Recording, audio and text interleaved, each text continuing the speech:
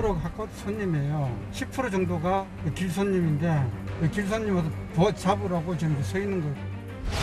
카카오가 안 돼서 내가 꺼버렸어. 배달을 다. 내 삶이 되게 이 공화국에 갇혀 있구나.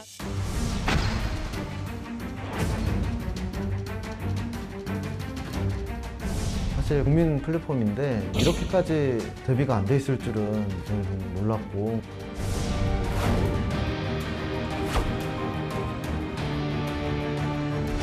IT 강국을 자부하기가 부끄러울 정도의 취약성이 그대로 드러난 심각한 사건입니다. 이번 사고로 인한 자영업자와 국민 피해를 조속히 파악해 대책을 마련해야 할 것입니다.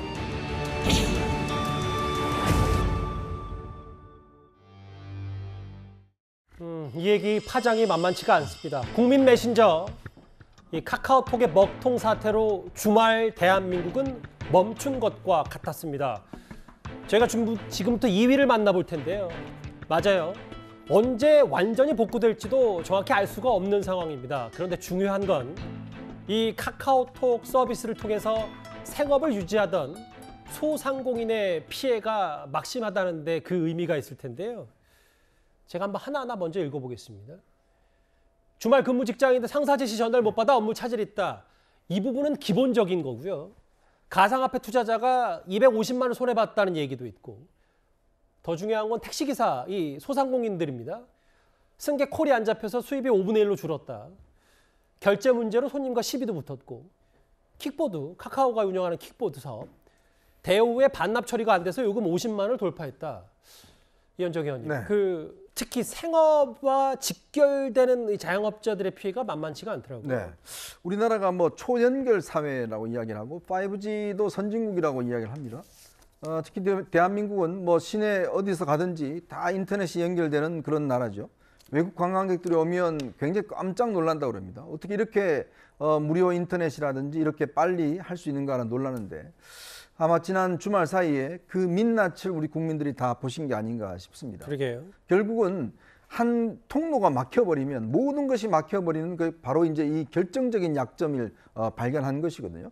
예전에 뭐 KT 아현동 그 화재 사건이라든지 이런 종종 사건이 있었습니다만은, 이번 같은 경우는 이 카카오 이 플랫폼 자체가 마비됨으로 해서 나타나는 그 현상을 우리가 본 것이거든요. 저도 이번에 깜짝 놀란 게 카카오가 가진 계열사가 한 130개가 넘는다고 그래요. 그러니까 우리 사회의 모든 분야에 사실은 이 카카오톡 하나로 연결되는 것들이 이루어진 겁니다. 특히 뭐 대공원 같은 경우는 주차 시설을 카카오톡으로 다 이게 이제 결제를 하는 부분이 있어서 그게 막혀버리니까 차를 못 빼서 다들 굉장히 고생했던 분들도 있는 것 같아요. 예. 그러니까 뭐 택시 잡는 거, 주차하는 거, 그다음 킥보드 뭐 등등 이 소상공인들 같은 경우는 결제라든지 이런 것들이 전부 다 마비되니까 모든 분들이 손해를 입는 이런 상황이 벌어진 거 아니겠습니까? 수입이랑 직결되는 거잖아요. 그렇죠. 그러니까 결국은 독점 사업자가 어떤 평상시 때는 느끼지 못하지만 독점 사업자가 모든 부분의 어떤 서비스를 갖고 있는데, 문제는 이 독점 사업자가 그동안 투자를 하지 않아서 결국 여기에 문제가 생겨버리면 모든 게 다 문제가 생기거든요. 우리나라 같은 경우 조선시대에도 이 규장각이 전국에 몇 개가 있었습니다.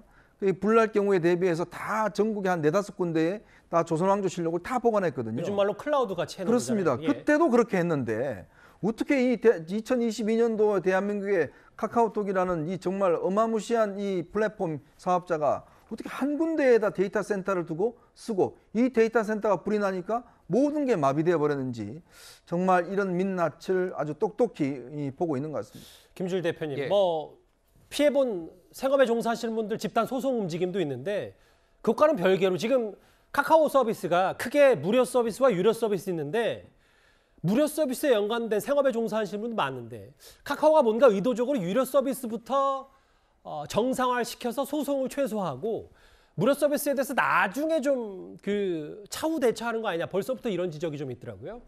그러니까 이게 동시에 한꺼번에 이제 복구가 되면 좋을 텐데, 뭐 전략적으로 유료 서비스는 진짜로 돈이 오가는 거고 그 피해가 천문학적으로 커질 수 있으니까 먼저 뭐 했을 가능성은 충분히 있습니다. 그거는 이제 추후에 조금 뭐 국정감사나 이런 데서 밝혀지겠죠.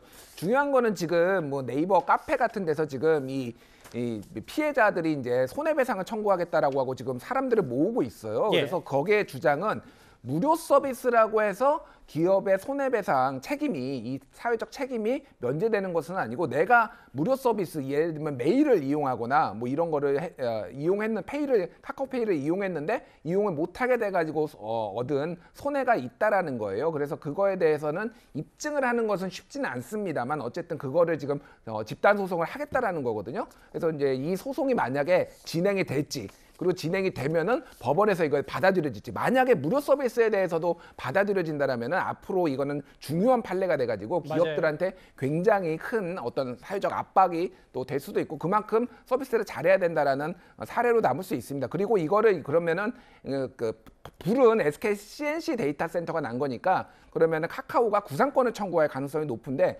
구상권의 범위를 어디까지 할 수 있을 것이냐. 왜냐하면은 카카오가 데이터 센터를 또 따로 안 만들어서 책임도 있기 때문에 그런 부분들이 아마 법정으로 구상권의 청구 범위에 대해서 법적 다툼이 있을 가능성이 매우 높아지는 것 같습니다. 집단 소송 움직임까지 있습니다.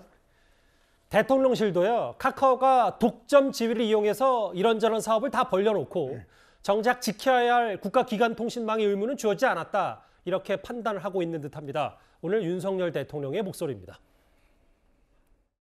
이번 주말은 아마 카카오를 쓰시는 우리 대부분의 국민들께서 카카오 통신망 중단으로 인해서 서비스 중단으로 많이 힘드셨을 것으로 생각하고 있습니다. 사실상 국민들 입장에서 보면은 국가 기반 통신망과 다름이 없는 것이고 시장 차지하고 있는 점유율이 상당하지 않습니까? 뭐 일부에서 뭐 독점 얘기도 나오는데 이런 구조 자체가 정부가 좀 개입이나 개선에 대해서 고민을 해봐야 되는 부분이 있다라고 보시는지 궁금합니다. 만약에 독점이나 심한 그런 과점 상태에서 시장이 왜곡되거나 더구나 이것이 국가 어떤 기반 인프라와 같은 정도를 이루고 있을 때는 저는 국민의 이익을 위해서 당연히 제도적으로 국가가 필요한 대응은 해야 된다고 생각합니다. 카카오가 사실상 국가 기관 통신망과 다름이 없는데 독점으로 시장을 왜곡됐다면 국가가 대응해야 된다. 장 사장님, 아까 윤 대통령 얘기를 좀 들어보니 뭔가 대통령실에서도 여러 의견 교환이 많이 있었던 듯하고 뭐 여기 다 적을 수 없지만 총 134개 계열사가 있는데 이 부분이 뭔가 지난 정부나 혹은 과거 규제가 이루어져야 될 타이밍에 이루어지지 못했다. 이런 문제점을 대통령실이 인식하고 있는 겁니까? 일단 기본적으로 윤석열 정부는 자유시장 경제라는 원칙을 중시하기 때문에 무조건적으로 규제를 하겠다 말겠다는 입장은 아닌 것으로 알고 있습니다. 대통령실에서 오늘 이재명 부대변인 등이 백브리핑한 내용, 기자들의 질의응답한 내용을 보게 되면 우선은 원론적인 입장, 문제의식을 가지고 지켜보겠다는 것이고 구체적으로 무엇을 할지는 국민 여론 수렴과 또 여러 가지 입법적인 환경을 돌아봐야겠죠. 하지만 제가 이번 사태를 겪으면서 이 온라인에서 참 촌철살인의 댓글들 본 것 중에 두 가지가 떠오르는데요. 이러다가 카카오 세탁소, 카카오 빵집도 생기겠다라는 댓글이 있었고요. 카카오가 분할 상장하는 노력의 반의 반만이라도 데이터 센터를 분할로 보유하고 있었으면 이런 일은 안 일어났을 것이다. 이 두 댓글이 지금 카카오 그룹을 바라보는 우리 국민의 보편적인 정서라는 생각이 듭니다. 기업의 사회적 책임, ESG라는 게 전 세계적인 화두가 되어 있기 때문에 제가 바라봤을 때 정부나 국회에서 뭔가 규제로 법안을 만들어서 카카오에 대해서 이 채찍질을 하기보다는 지금이라도 카카오가 데이터 센터 새로 건립하고 분할하는 것뿐만 아니라 공룡기업으로서 사회적 책임을 다하고 있는가 여기에 대해서 스스로 돌아보고 다음 주에 아마 김범수 의장이 국감에 출석하지 않겠습니까? 그때 치밀한 논의 끝에 우리가 이러한 자구책과 해결책을 마련했습니다라고 제대로 된 계획표를 제시해서 국회와 국민의 동의를 받는 것이 가장 좋은 그림이겠다라는 생각이 듭니다. 정치권 얘기가 나왔으니까요. 여야도 정말 오랜만에 한 목소리로 카카오의 독점을 손봐야 된다 이렇게 비판을 했습니다. 카카오는 메신저를 중심으로 교통, 쇼핑, 금융 등 계열사 수가 올 8월 기준으로 무려 134개 이를 만큼 문어발식으로 사업 영역을 확장하고 있지만은 개선책은 전혀 마련되지 않은 채 있고 아직까지 자체 데이터 센터를 운영하지 않고 있으며 카카오는 더 이상 프렌즈가 아닙니다. 공용 플랫폼입니다. 또한 국민통신망으로서의 독점적 지위도 누리고 있습니다. 그런데요, 이미 정치권에서 카카오의 보완책 이런저런 것들을 손볼 기회가 분명히 있었는데 그걸 이미 놓친 거 아니냐는 지적이 나오고 있습니다. 2년 전 국회 화면 잠시 만나보겠습니다.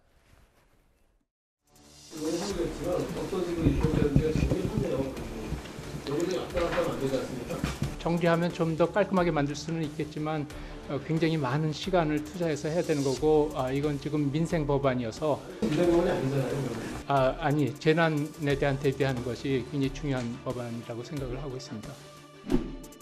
지금 말씀 나누고 있는 74망의 방송통신발전 기본법 말씀을 좀 드리겠습니다. 이 법 처음 데이터 센터에 대해서 추진하게 된 이유는 아현구 화재 사건으로 필요하다는 상황이 돼서 저희가 논의가 시작된 건 맞습니까? 맞습니다. 예. 저도 이걸 하려고 했는데 제가 좀 시간 때문에 지금 토론을 하고 있어서 이거는 시기가 안 맞아요. 참고로 예, 체계상 문제가 있다라는 의견을 제시하시는 위원님들이 지금 많습니다. 예. 대부분 또 21대 국회에 진출하시니까 그때 가서 법안을 좀 손질해서 지금 21대인데 늦은 것 같거든요. 당시 최이배 전 의원만 빼면 국민의힘 민주당 화면 속에 등장했던 여야 의원들 공히 법안 21대에서 해도 늦지 않다. 당시 곽희정 통부 장관이 재난 대비하는 게 중요하다고 했었는데 그게 불과 2년 전입니다. 그러니까요. 2년 전에 만일의 경우 저런 법안을 통과시켰고 또 그에 대비했으면 이런 정말 대한민국이 송두리째 마비되는 지금 카카오톡의 사용뿐만 아니라 은행 뭐 다양한 이 뭐 투자 관련된 많은 부분들 다 카카오톡 관련된 걸 이용하지 않습니까? 막을 수 있었는데 당시에 정치권들이 저런 행태를 보였습니다. 그렇기 때문에 정치 개혁, 국회 개혁이 얘기되는 거죠. 자꾸의 체계라든가 이런 것들을 보는 게 이제 법사의 임무긴 하지만 저 부분 그러면 손을 좀 봐서 통과시키면 이런 사태가 나지 않았을 거고요. 그래놓고 이제 불러서 국감 때 호통치고 카카오에 대해서만 책임 떠넘기를 할 텐데요. 입법부의 문제고요. 행정부도 마찬가지입니다. 대통령실이 저렇게 한가하게 얘기할 때가 아닙니다. 반성해야 됩니다. 정부 부처가 이런 때 정보 사회로 변화하는 여러 가지 상황을 예측하고 국회랑 협력해서 법도 만들고 국회에서 안 하면은 그것을 적극적으로 요청하고 해서 법을 만드는 과정들 그리고 예산을 투입하고 보기에 따라서 대통령실 뭐 한가하다고 보긴 또 어려운 측면도 있습니다. 왜냐면요. 여기에 대해서 지금 카카오 얘기만 하고 있거든요. 카카오를 어떻게 제대로 데이터 센터를 확충하고 앞으로 이런 시스템을 막을 것인가. 알겠습니다. 그걸 국회에 요청해야 되는데 지금 국회와의 관계는 또 최화가 아닙니까? 행정부와 입법부가 이런 관계이기 때문에 또 요즘 뭐 언론은 얘기를 하는데 언론도 한심합니다. 그 많은 탐사 보도팀, 취재팀 다 넣고 이런 상황에 대한 사전한 충분한 그런 사회에 대해서 비판과 견제 역할을 못했지 않습니까? 다시 말해서 이번 사태는 대한민국이 입법부, 행정부, 뭐 시민단체, 이 언론까지 총체적으로 문제를 드러낸 사안이다.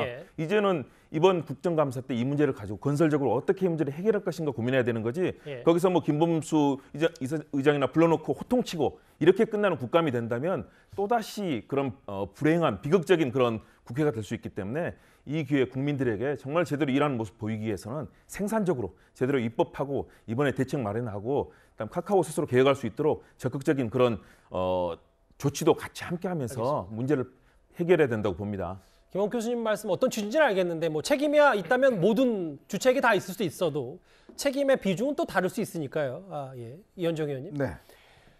물론 21대 때 할 수 있었고 이 사고가 없었다면 뭐 이런 2년 전 장면까지 저희가 소환하지 않을 텐데 문제는 지금 오늘 여러 언론을 통해서 보도된 것 같이 세계 유수의 이 플랫폼 뭐 구글이라든지 이런 부분들은 분명히 백업 기반을 확실히 갖춰놓은 상태였기 때문에 정치권이 뭔가 당시에 연구만 좀 했더라도 이 부분은 미연에 막지 않았을까 어떤 생각이 드십니까? 그러니까 지금 보면 해당 상임위에서 통과된 왜냐하면 데이터 센터를 국가 재난 시설로 규정하는 문제였습니다. 근데 이거를 지금 그 당시에 카카오나 네이버나 이런 인터넷 산업협회에서 반대 로비를 굉장히 많이 했어요. 왜냐하면 이렇게 되면 이제 규제가 많이 이제 있다 보니까 그래서 이게 결국은 국회의원들이 법사위에서 좌절을 시켜버린 겁니다. 21대 국회에서 완전히 법이 폐지가 돼버렸죠. 그러니까 그때 국가 재난시설을 했으면 여러 가지 어떤 조치들이 있었을 텐데 그걸 못한 거잖아요.